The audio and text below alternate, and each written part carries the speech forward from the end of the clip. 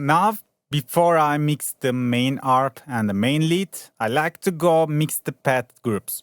So we have two pad channels in here. One is this.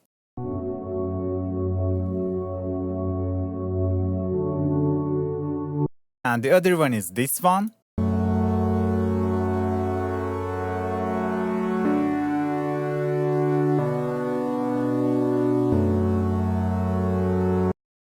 So mixing pads are kind of tricky because they have their low end and they can clash with the real bass. And that's why I like to put an EQ and first band pass the pads. So for that, let's go choose one of these presets and let's remove the low end from the pad.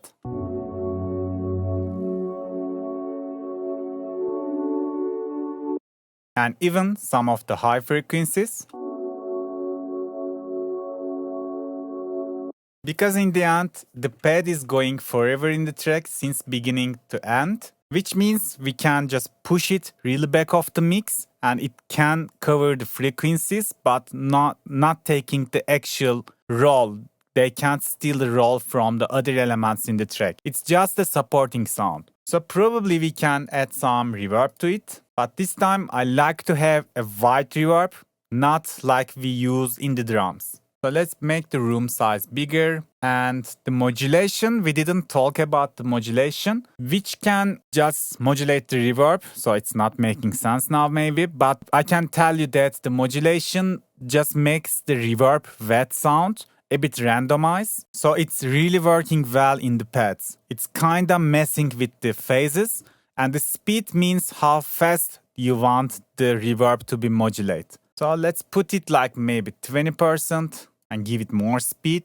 Maybe I can remove the dry and put the wet like that so we hear only reverb and it's gonna make more sense.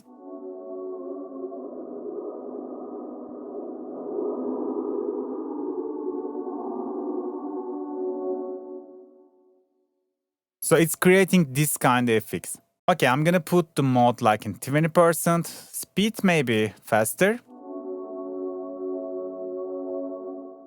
So with it, we kinda get wobbly reverb sound, and which works really well in the pads as I said.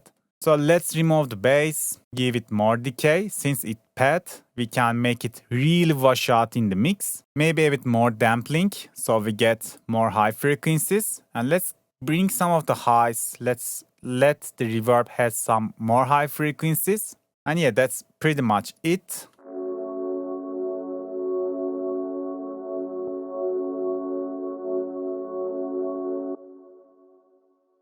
Now it's much more blurry. And after that, if we want to make the pads a bit more clear or glued with the reverb, we can put a Maximus. And I'm just using it as OTT. I'm just putting master compressor off and then I'm boosting the gains like that.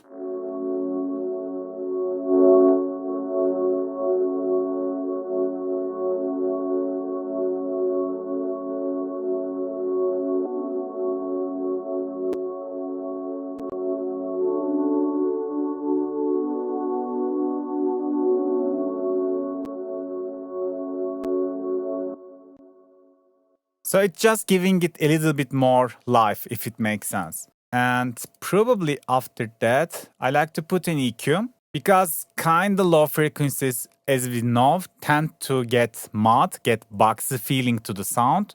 Maybe we can dip some low mids.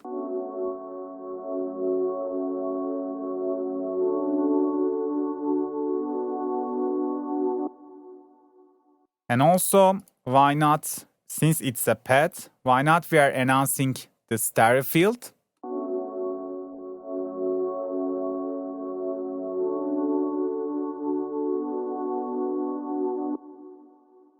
Like 30 to 20%, somewhere around here is just enough.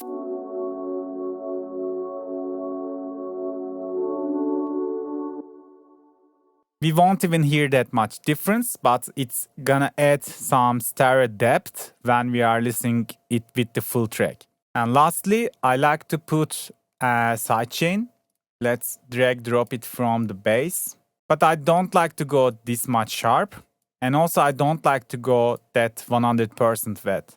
Because the pad, we already bandpassed it, it's only happening in a really small region of the spectrum. That's why we don't need to sidechain and try to separate it from the rest of the sounds. It's not gonna clash anyways. So let's check it with the kick.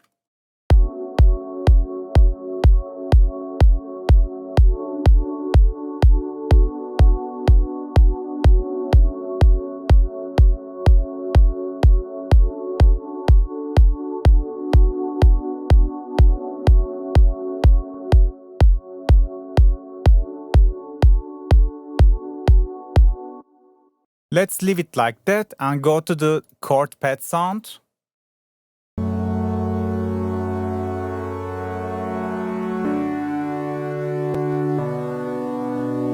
Again, we gotta cut the low frequencies.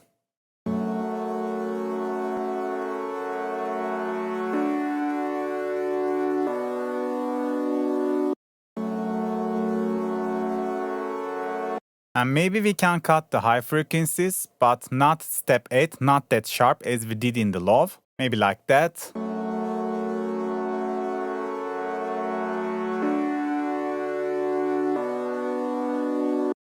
And after that, we can put a Soundgoodizer. Why not? Let's make it a bit more fat. Since this chord pad got more character than the other soft pad, the dreamy blurry pad that we just mixed.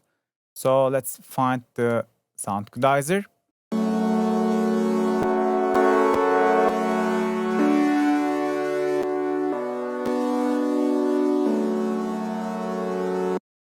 Sounds good to me.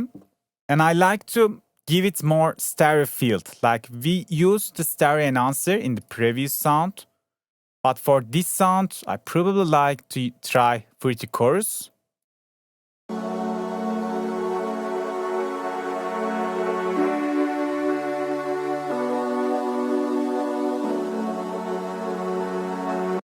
Even the stock preset just transformed the sound something new.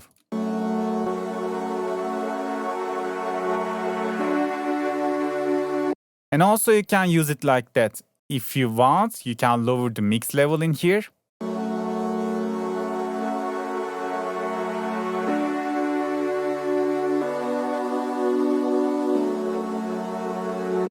So we still get some dry sound, the chord pad as it is, and some chorus sound, which gonna create some different stereo depth than we use in the regular pad.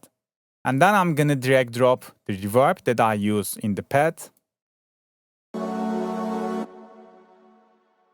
So yeah, now again, I like to remember to you, if you put the reverb before chorus, the chorus is gonna be applied to the reverbed sound. But if you put the chorus before reverb, the reverb is going to apply to the chorus sound. I hope it makes sense. The order is really important.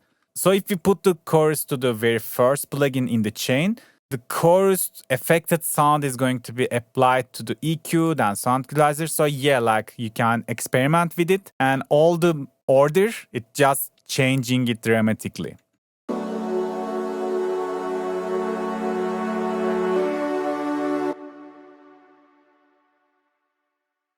Let's listen it with kick and bass.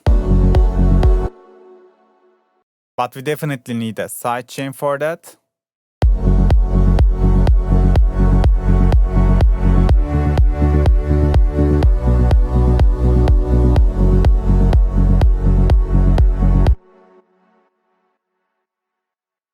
I like to dip again some low mid frequencies.